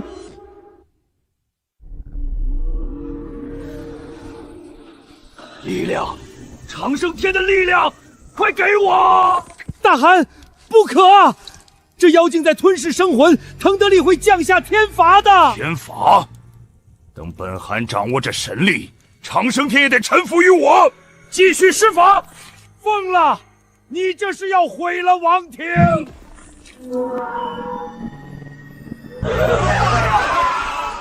妖物，他在吸人精魂！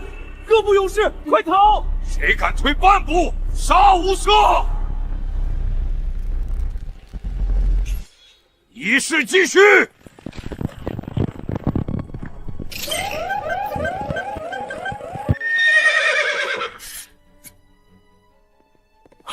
军师，你怎么了？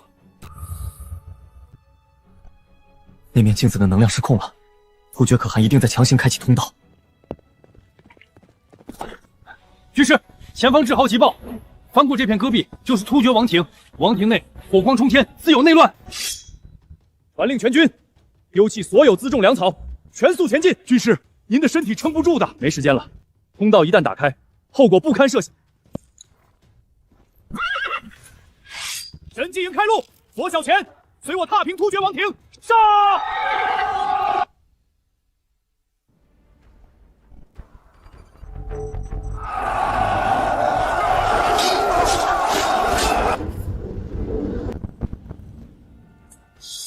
秦九，你带左翼封死王庭后路，一只突厥狗都别放逃。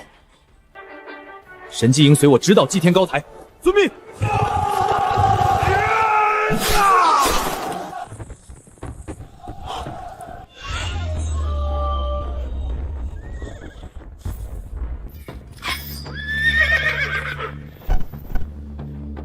大唐神迹营在此，降者免死。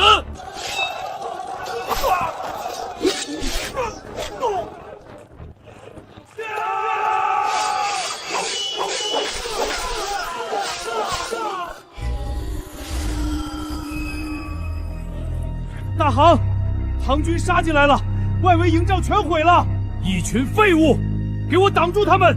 仪式只差一点了。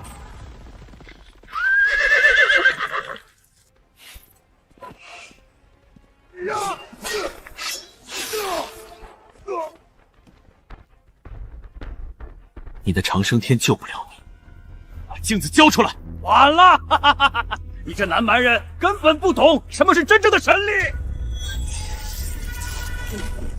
系统警告：空间通道开启倒计时10分钟，时空稳定系数降至12%，危险等级极度致命。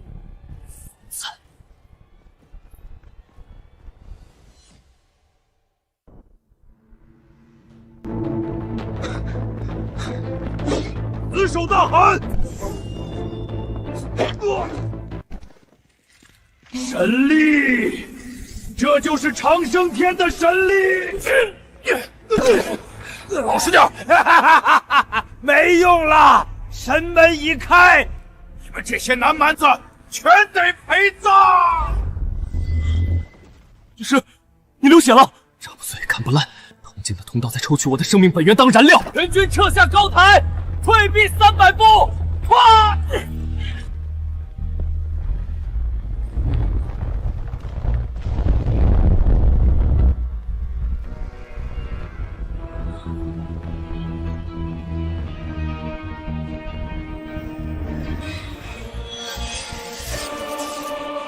老伙计，不管你是谁留下的，再帮我压制一次。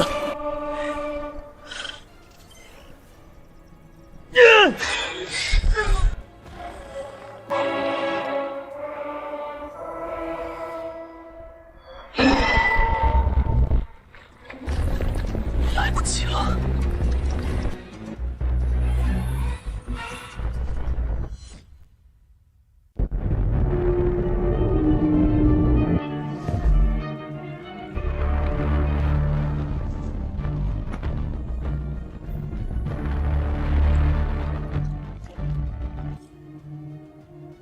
吴凡，我的前世。没时间了，通道一旦坍塌，2个世界都会毁灭。用你的铜镜，从外部压制，把这面残镜的能量彻底吞噬封印。代价是什么？系统将作为融合燃料被彻底烧毁，你会变回一个没有任何保命底牌的普通人。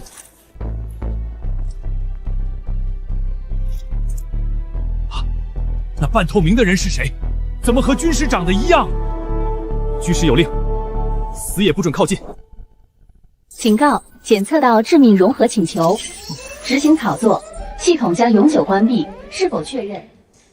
你当年留下这保命系统，就为了护我周全，你把保命当最高优先级。但这2个月来，教我打仗的是大唐名将侯俊贤，和我一起做实验室的是七须道长。系统是你给我的拐杖，但不好意思，现在我不缺了。确认融合。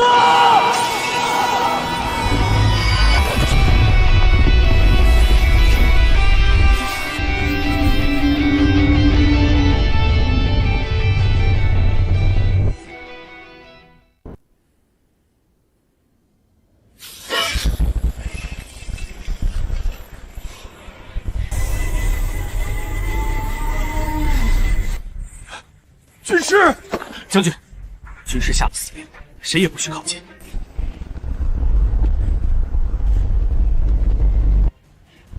不，那是长生天赐予本寒的神力，给我停下！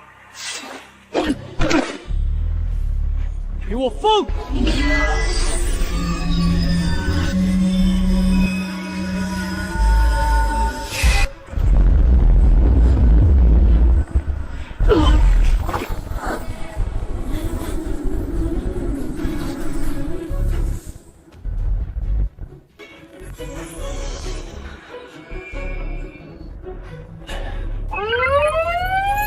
警告：系统核心熔毁，过目不忘、危机预警等功能模块已永久卸载。宿主：珍重。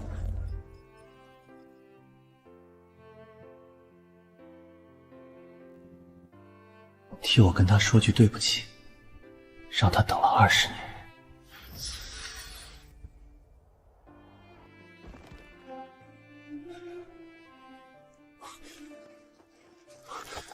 军师，你怎么样？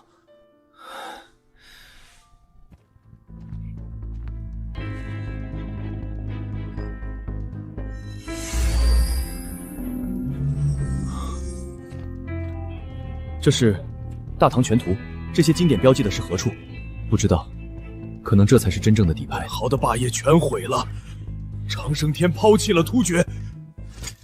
压下去，全军整备，班师回朝。诺。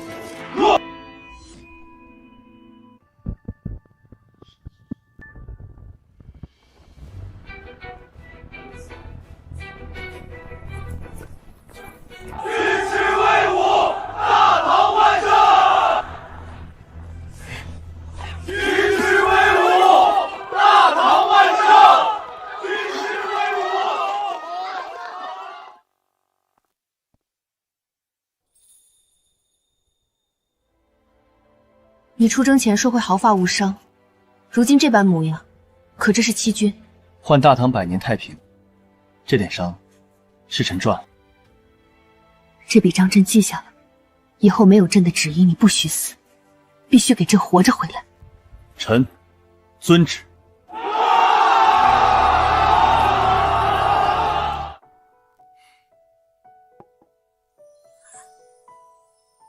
这些金色官点究竟是何物？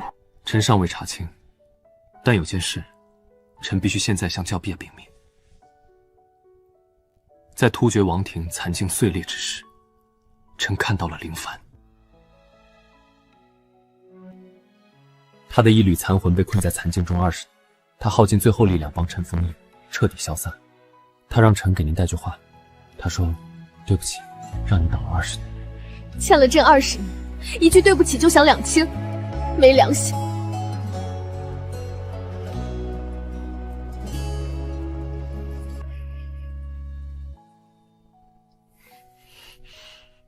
他欠大唐的，你来还。是，只要陛下管饭，臣定护长安，万事无虞。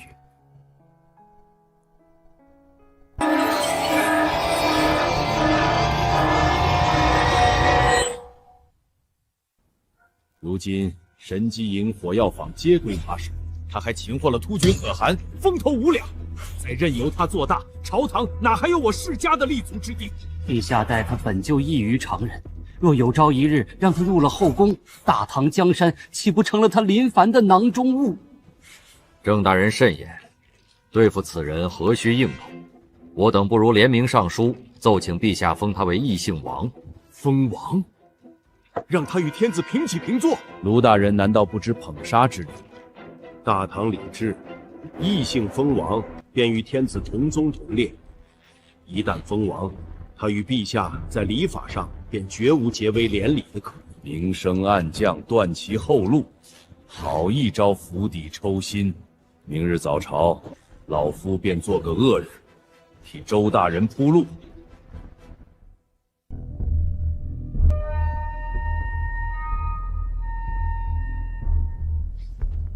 天策军师林凡北伐大捷，生擒突厥可汗，特赐黄金1000两，锦缎1匹。军师此战换大唐20年边境安宁，朕觉得这些封赏还不够。你想要什么，尽管开口。臣为大唐拔剑，不求封赏。陛下，臣有本奏，军师功在社稷，然兵权过重。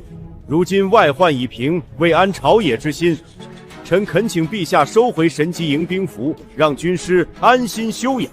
如宽，军师刚为大唐流血，你便急着夺权，是何居心？臣为大唐万世基业绩，请陛下三思。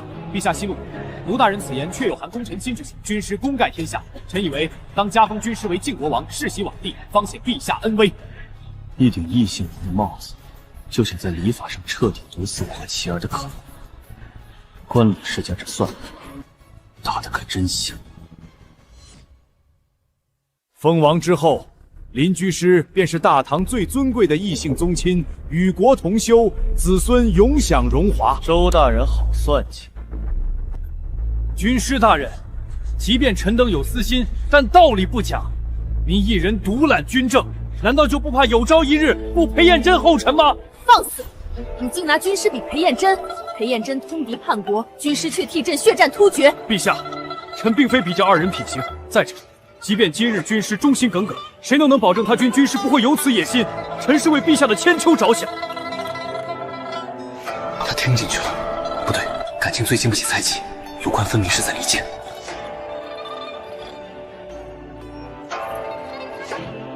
卢大人说的对，一人独揽军政，确是取货之道。兵符，我可以交付。陛下，臣不要兵符，也不要什么王爵，臣只请一旨，准臣巡视扬州，替陛下经营东南税赋。大唐要变强，不能只有枪炮，还得有钱粮。准奏，即日起封林凡为扬州大都督，总理东南军政税数。神机营兵符暂交兵部，火器工坊仍归扬州大都督府职权。兵符是交了，可天高皇帝远，我们所有算计全打在空气上了。卢大人，这下你可满意了。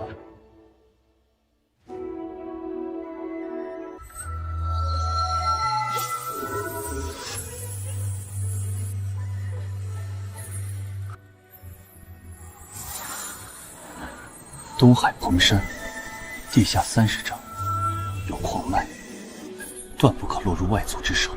凌帆，你到底在大唐留下了多少秘密？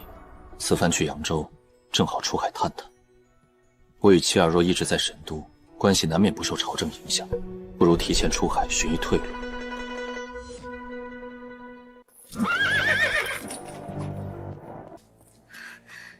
陛下所赐，大都督路上用得着。替我谢过陛下，长安的局势就有劳婉儿姑娘盯着了。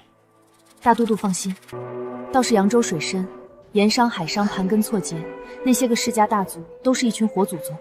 您当心案件。我去扬州可不只是为了整顿钱粮。林凡留下的线索指向东海，我必须亲自走这一趟。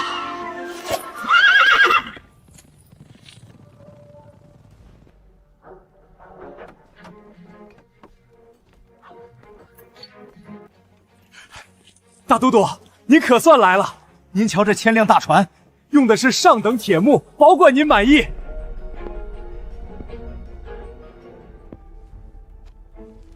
千料船太小，我要造的是这个，这叫盖轮船，载重量是千料船的5倍，能扛远洋风浪。你按这个图纸造就行。大都督，这船吃水太深了，这么长的楼骨，我上哪儿找那么大的整木？不用整木，用金刚打造成铁箍，将木料拼接加固，擂骨横向成立，分散给船壳。看这儿，这儿还有这儿。金刚铁箍拼接，妙啊！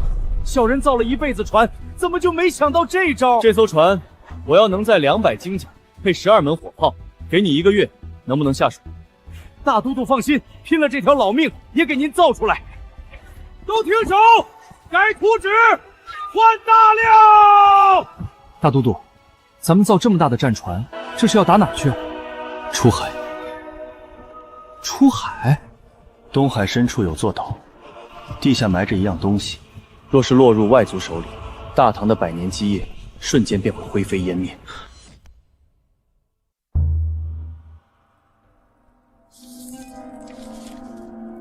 秦九，你看这账目，按产盐量算少说200万贯，结果这一年报上去才80万贯。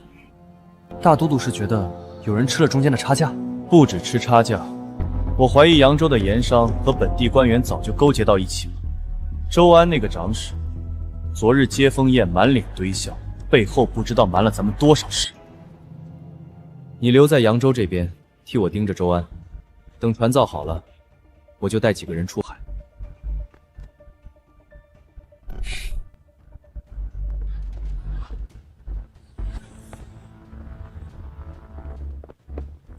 全队登船，目标东海方向，马上开船。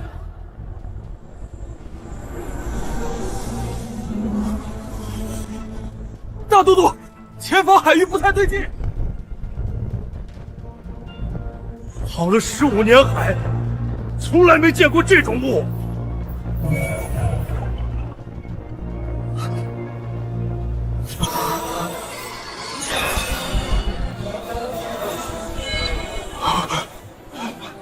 我的妈！那山上的经文到底是什么？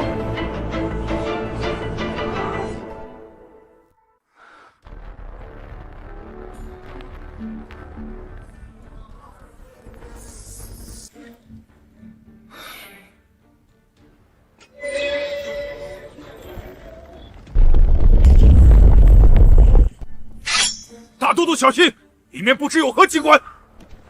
属下郑天成奉先主之命，苦守扬州船港20年，专候铜镜之主，今日终于等到了。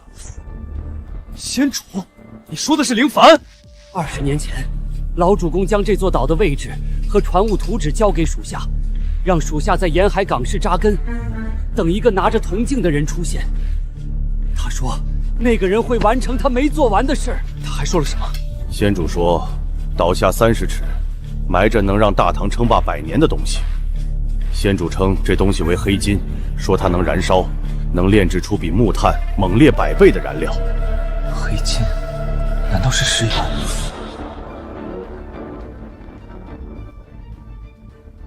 留一艘快船和30人驻岛，封死海底暗礁入口，其余人装满矿石，随我返航。遵命。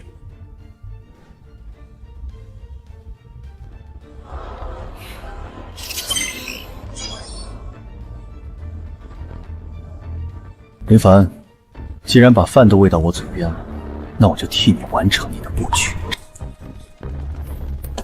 大都督，扬州急报，五星旗报联合辅佐大运河，曹帮持刀拦截盐船，扬州商号全部被屏蔽，前断交书，木料铁料断供，造船厂停工，返航。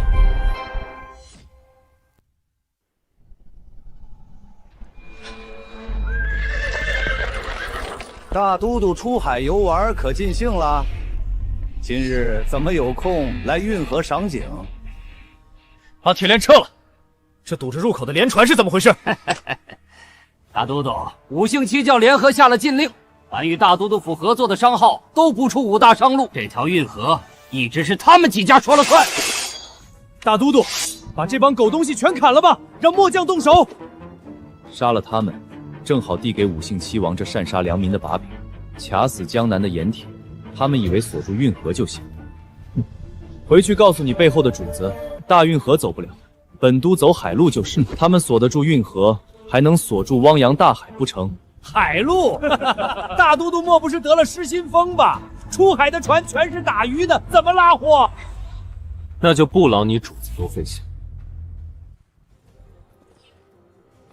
这。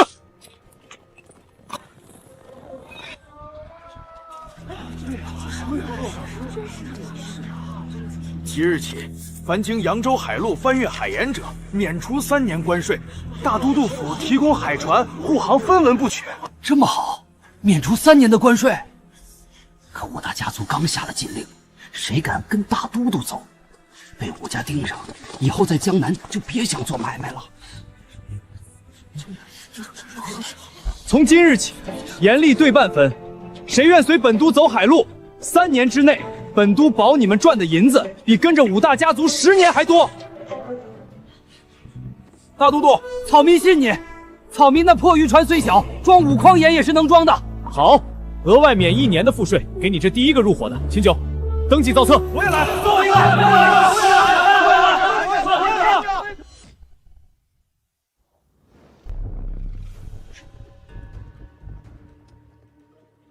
林大都督搞免税告示，搞得好热闹。王公让我来看看，这扬州码头还剩几条船？王公有令，即日起，扬州港内凡挂大都督旗号的船只，一律不许装货，不许出港。哪家商户敢接林凡的货，五姓七望断其100年商路，定与他不死不休。王管事远道而来，辛苦。大都督客气，小人奉王公之命来提醒大都督一句：五姓七望根植大唐100年，盐铁商路是几家祖辈一刀一枪拼出来的。大都督想动，得掂量掂量自己的分量。王管事，替我给你家主子带句话，他堵得了码头，堵不了人心。扬州的盐，今天已经出发了。啊！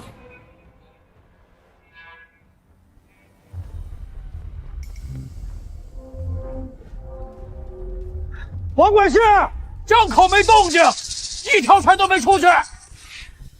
谁说我走的是长江口？大都督，第一批海盐全卖光了。不光盐商来了，隔壁常州和润州的丝绸商和茶商也来打听海路，问能不能搭咱们的船往北方卖货。来者不拒，传令下去，走扬州海路者，关税立减5成。大都督，我家王公愿解运河之禁，开放铁料和硝石供应，只求大都督高抬贵手，给武家在海路上留口汤喝。留席位可以，依本都3条规矩：第一，盐价由官府评准，不得私谈；第二，武家名下矿产全数造册归档，受大都督府提督；第三，每年让出2成海贸红利，充作海防驻港之用。大都督，这无异于要了武家的半条命。 2成利换1条活路，你家主子算得清这笔账。送客。大都督，五姓期望这回是真低头了。咱们的盐利加上海贸，国库1年少能多出300万贯，够养10个审计营了。